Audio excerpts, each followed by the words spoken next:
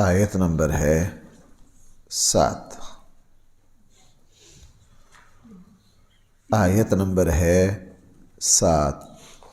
بسم اللہ الرحمن الرحیم۔ الحمد للہ رب العالمین والصلاة والسلام علی سید المرسلین وعلی آلہ واصحابہ اجمعین۔ اما بعد فاعوذ باللہ من الشیطان الرجیم۔ بسم اللہ الرحمن الرحیم۔ یا زکریا انا نبشرک بغلام اسمہ یحییٰ لم نجعل له من قبل سمیا قال رب أنى يكون لي غلام وكانت امرأتي عاقرا وقد بلغت من الكبر عتيا قال كذلك قال ربك هو علي هين وقد خلقتك من قبل ولم تك شيئا قال رب اجعل لي آية قال آيتك ألا تكلم الناس 3 ليال سويا فخرج على قومه من المحراب فأوحى إليهم أن سبحوا بكرة وعشيا صدق الله مولانا۔ حضرت زکریہ علیہ السلام نے اللہ تعالیٰ سے دعا مانگی، اللہ کے سامنے اپنی حاجت رکھی، اللہ کے سامنے اپنی کمزوری کو ذکر کیا، پر امید ہو کر اپنے اللہ سے دعا مانگی۔ اللہ تعالیٰ نے انبیاء علیہم السلام کی دعائیں میرے اور آپ کے سامنے قرآن کریم میں اس لیے بیان کی ہیں تاکہ ہمیں بھی اللہ تعالیٰ سے مانگنے کا سلیقہ اور طریقہ آئے، تاکہ بھائی ہمیں بھی اللہ تعالیٰ سے مانگنے کا سلیقہ اور طریقہ آئے۔ اللہ تعالیٰ نے دعا کو قبول کر لیا۔ اللہ تعالیٰ نے دعا کو کس طرح قبول کیا؟ یہاں تو صرف اتنا ہے، یا زکریا انا نبشرک بغلام، اے زکریا ہم آپ کو بیٹے کی خوشخبری دے رہے ہیں، ہم آپ کو بیٹے کی خوشخبری دے رہے ہیں۔ لیکن سورہ آل عمران میں تفصیل ہے۔ سورہ آل عمران میں یہ بھی بتایا کہ حضرت زکریہ علیہ السلام کے قلبی جذبات اولاد کی طرف کس طرح مچلے، اور انہوں نے اللہ تعالیٰ کی کیا قدرت دیکھ کر اللہ تعالیٰ سے فریاد کی، اور پھر اللہ تعالیٰ نے ان سے خطاب کس حالت میں کیا۔ سورہ آل عمران میں دونوں باتیں بیان کی۔ سورہ آل عمران میں ہے کہ حضرت مریم علیہ السلام زیر کفالت تھیں حضرت زکریہ کے، اور حضرت زکریہ ان کے خالو لگتے تھے۔ بیت المقدس کے جو حجرے تھے ان میں سے ایک محفوظ اور بالکل باپردہ حجرے میں حضرت مریم رہتی تھی، بچی تھی، جوان تھی۔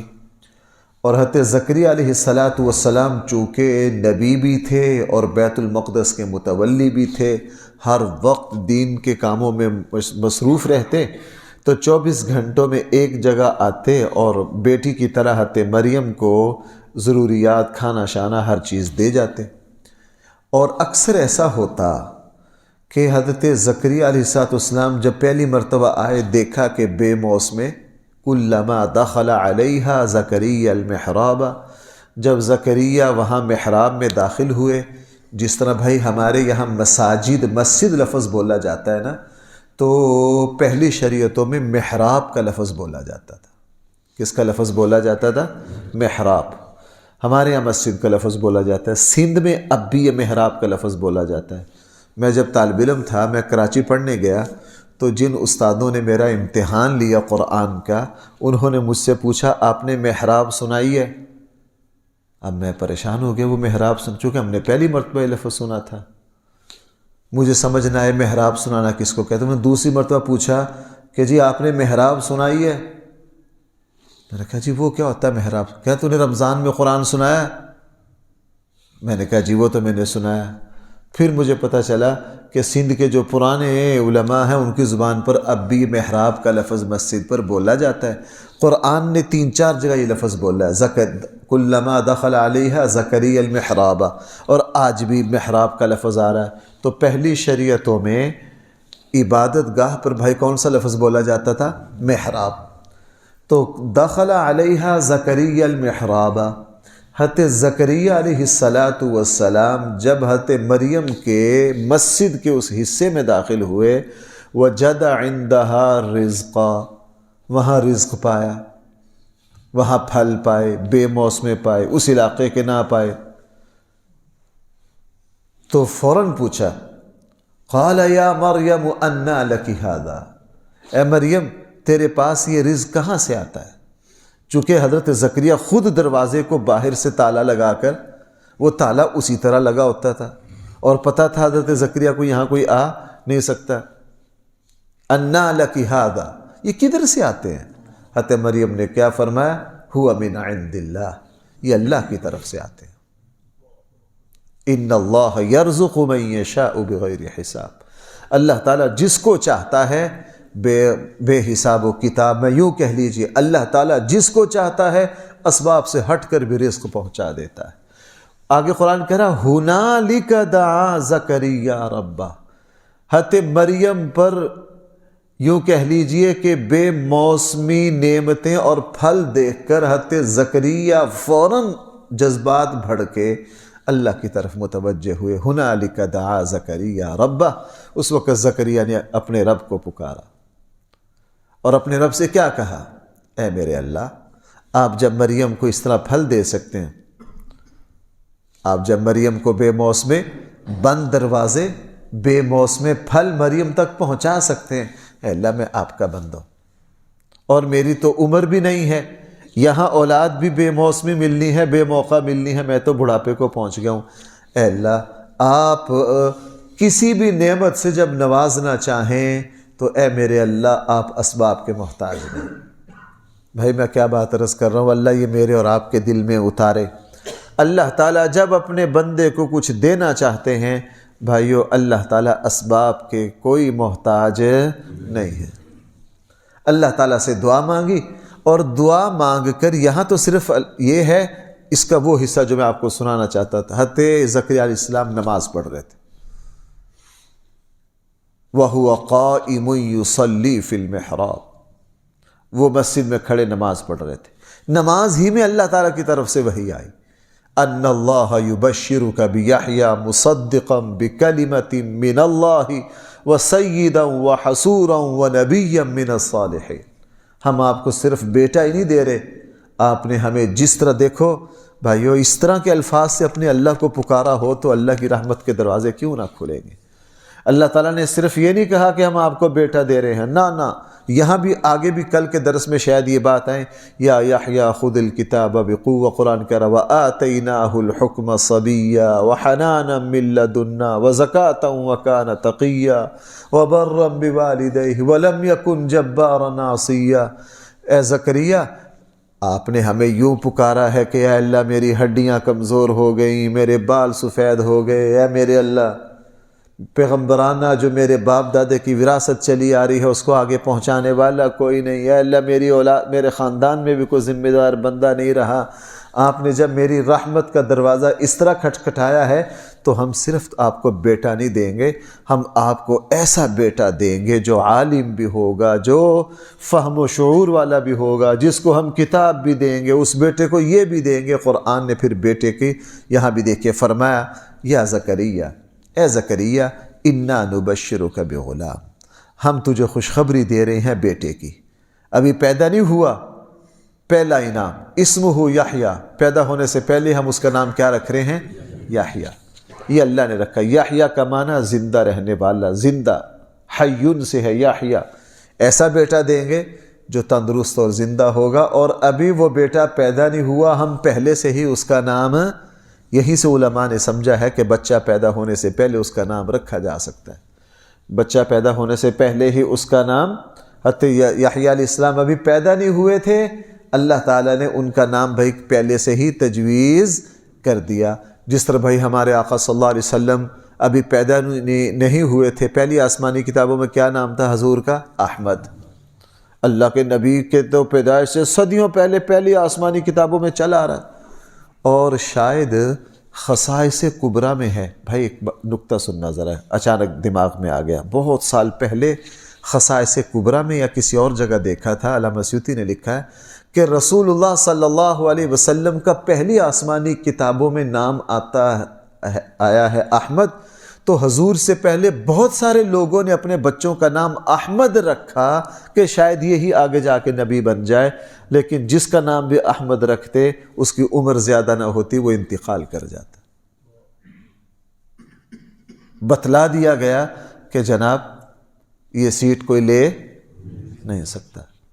پھر جب رسول اللہ صلی اللہ علیہ وسلم تشریف لائے، اور اب یہ قرآن و سنت کی بات نہیں ہے، تجربے کی بات ہے، علماء نے لکھا ہے کہ اللہ جس کو اولاد نہ دے وہ یہ نیت کر لے میں اپنے بیٹے کا نام محمد رکھوں گا، امید ہے اللہ اس کو اولاد یا نرینہ اولاد دے دیں گے۔ یہ ہے رسول اللہ صلی اللہ علیہ وسلم کے پاکیزہ نام کی برکتیں۔ بہرحال حضور علیہ السلام کا نام بھی بھائی اللہ تعالیٰ نے پہلے سے کیا رکھ دیا تھا؟ احمد۔ اس لیے جب رسول اللہ صلی اللہ علیہ وسلم پیدا ہوئے تو کیا نام رکھا جائے؟ حضرت آمنہ رسول اللہ صلی اللہ علیہ وسلم کی جو والدہ مکرمہ ہیں، ان کا فرمانا یہ تھا کہ میں اپنے بیٹے کا نام رکھوں گی احمد، لیکن چونکہ متولی جو تھے وہ رسول اللہ صلی اللہ علیہ وسلم کے دادا محترم تھے جناب عبد المطلب، انہوں نے فرمایا کہ نہیں، میں اپنے پوتے کا نام محمد رکھوں گا۔ انہوں نے یہ نام کیوں تجویز کیا؟ ان کو بہت سارے آثار سے پتہ چل گیا تھا کہ میرا یہ جو پوتا ہے یہ دنیا کی قیادت سنبھالے گا۔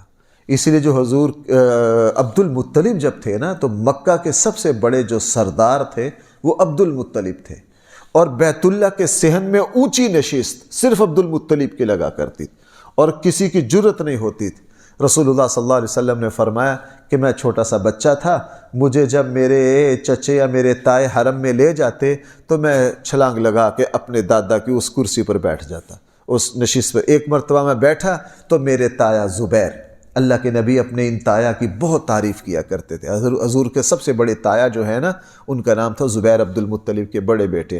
وہ بہت پہلے فوت ہو گئے تھے، وہ حضور کی نبوت سے پہلے فوت ہو گئے، کہ میرے تایا زبیر نے مجھے منع کیا کہ نہ بیٹا، بڑوں کی جگہ پر نہیں بیٹھتے، مجھے روک رہے تھے، اوپر سے میرے دادا عبد المطلب آ گئے۔ عبد المطلب نے اپنے بڑے بیٹے زبیر کو کہا، نہ، میرے اس پوتے کو اس نشست پہ بیٹھنے دو، اللہ تعالیٰ اس کی عزت کو اتنا اونچا کرے گا کہ زمانہ دیکھے گا۔ زمانہ عبد المطلب سمجھتے تھے، اس لیے عبد المطلب نے نام تجویز کیا محمد صلی اللہ علیہ وسلم، اور والدہ محترمہ نے نام تجویز کیا احمد۔ رسول اللہ صلی اللہ علیہ وسلم نے فرمایا کہ جو نام میرے دادا نے رکھا تھا، اللہ تعالیٰ نے اس نام کو شہرت دے دی دنیا میں۔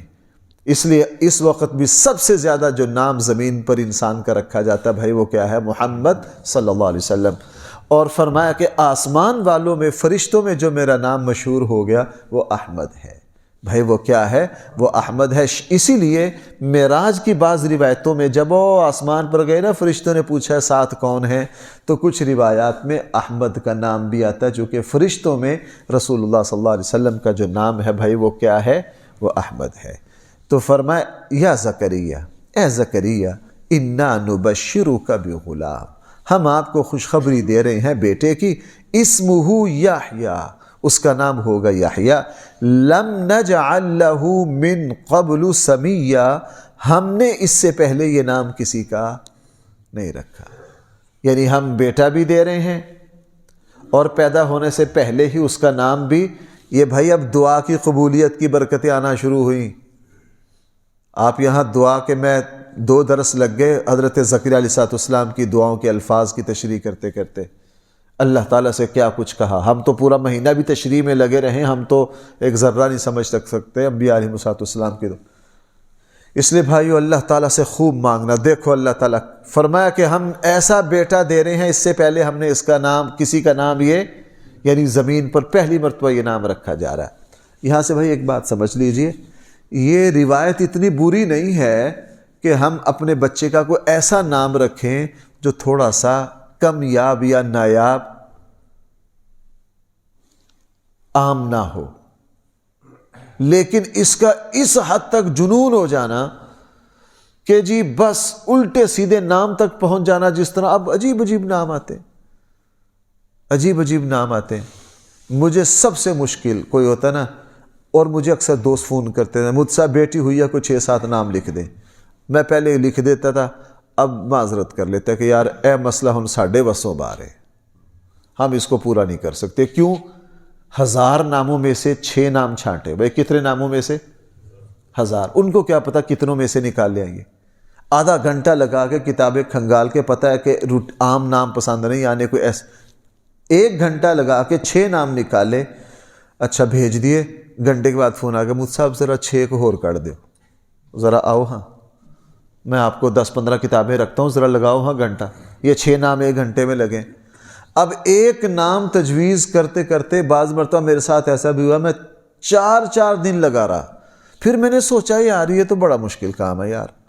پہلے زمانے میں پتہ کیا ہوتا تھا؟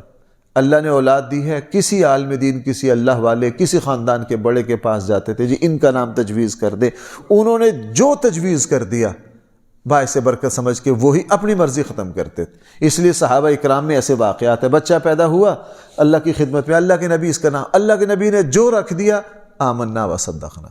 اب تو نام آپ نے تجویز کرنا ہے، کبھی وہ نانی کو پسند نہیں آ رہا، چلو بطور لطیفہ بھائی، میں بطور تنقید نہیں باتیں کہہ رہا، میں بطور ایک دل لگی کے عرض کروں۔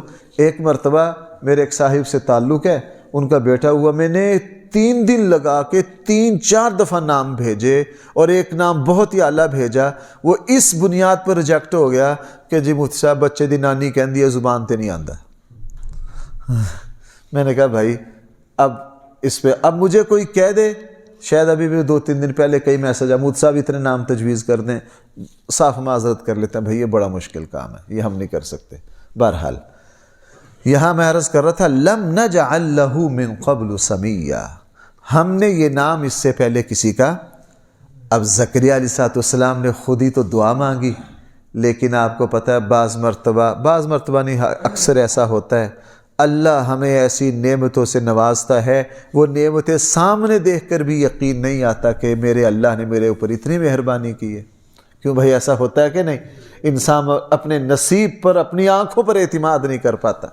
وہ جیسے کسی شاعر نے کہا نا، وہ جب حج پر گئے تو جب بیت اللہ کو سامنے دیکھا، اب بیت اللہ کو دیکھ بھی رہے ہیں لیکن پھر بھی یقین نہ آئے، تو اپنے آپ کو دبا کے یوں کہہ رہے ہیں، پھر انہوں نے کچھ اشعار بھی کہے، اپنے آپ کو دبا کے کہے کہ اوئے تو واقعی یہاں آ گیا کہ خواب دیکھ رہا ہے، اپنے آپ کو دبایا۔ تو بعض نعمتیں ایسی ہوتی ہیں سامنے ہوتی ہیں۔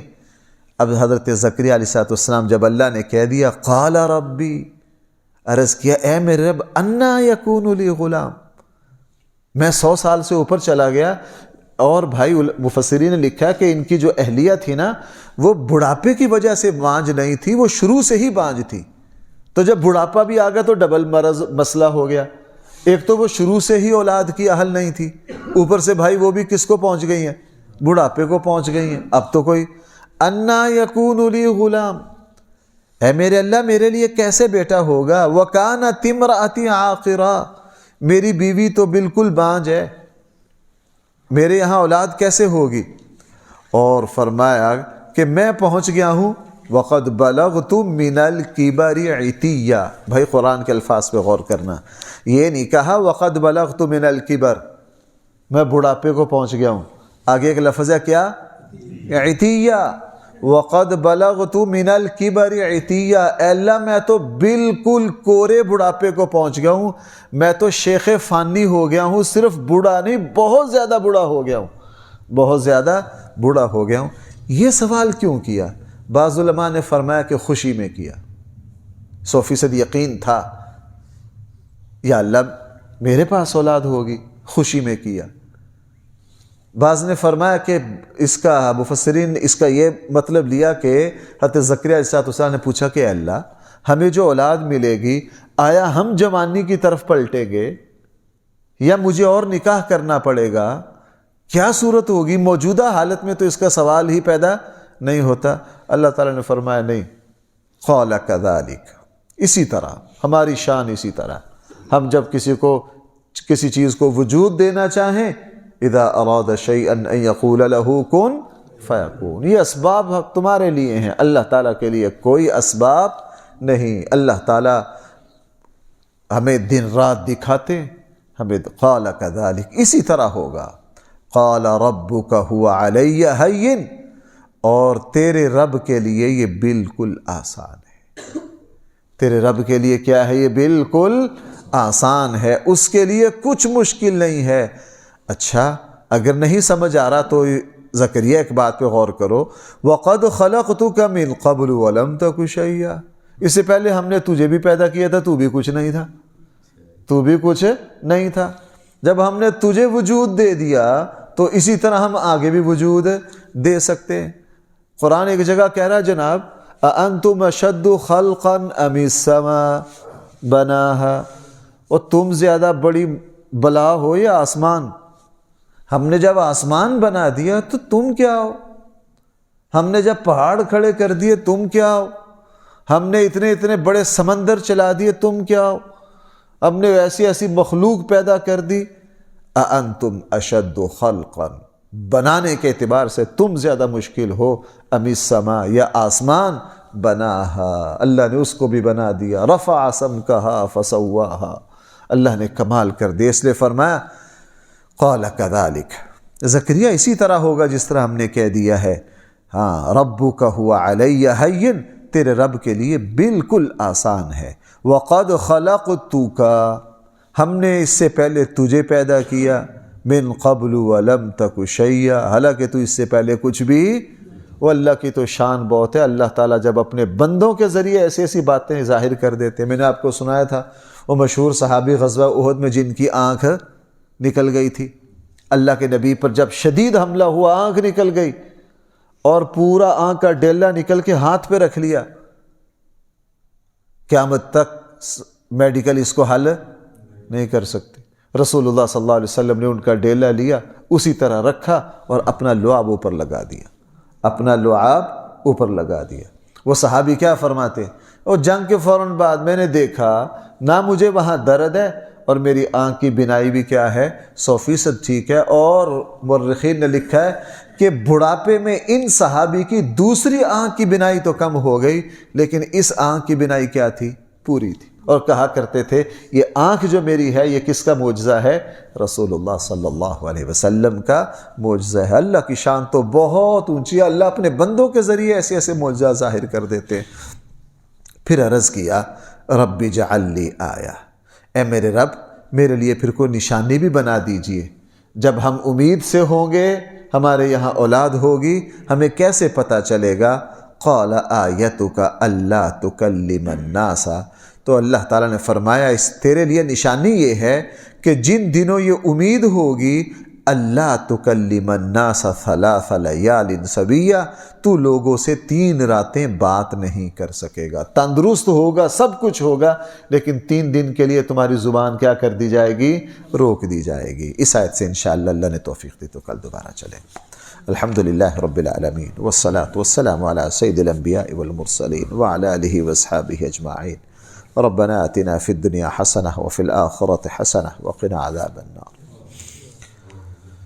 صلی اللہ تعالی علی خیر خلقہ سیدنا و